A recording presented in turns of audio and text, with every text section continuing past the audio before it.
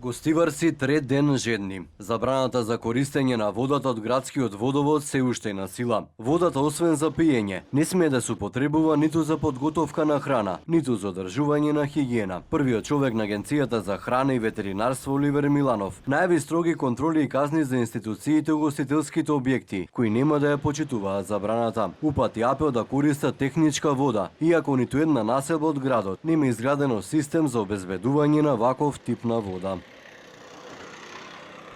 Константно, значи секој ден 24/7 ќе бидат наши екипи, стручни тимови, инспектори присутни на терен, за да се види како е организиран делот на обслужување на храна во смисло на ресторани, сендвичарници, кафелерии, преработувачката индустрија. Имаме во Гостивар и повеќе оператори со храна кои што произведуваат, како ја користат таа вода. Да, но во принцип градот нема техничка вода, не може секој поединечно да обезбеди техничка вода. Затоа дали значи дека објектите нема да работат или болниците или другите установи? Затоа ви кажам во моментот и вчера и во текот на денешниот ден, мислам дека влада во текот на вчерашниот ден обезбеди 50 тони, ако не се лажам, вода.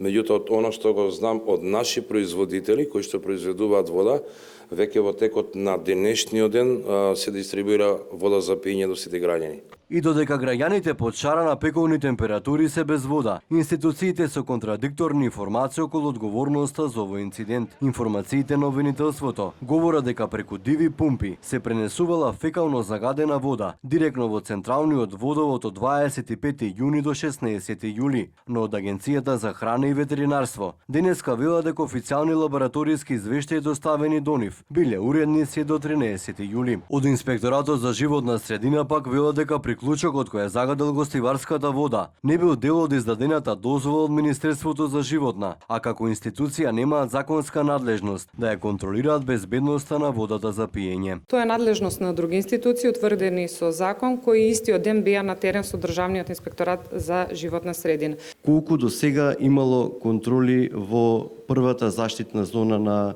Гостиварскиот водовод? Ние секако дека правиме контроли во општина Гостивар, не можам да зборам пред 10 години што било затоа што не, сега се извинувам, не можам да ви дам нели точно бројка, но сакам тоа е болна точка затоа што Гостиварскиот водовод постојано е нели. Но според информациите кои ги имам од 2021 година записниците што ги гледавме до ден денес, од страна на државни инспектори во Државниот инспекторат не се утврдени пропусти дека ја прекршиле дозволата.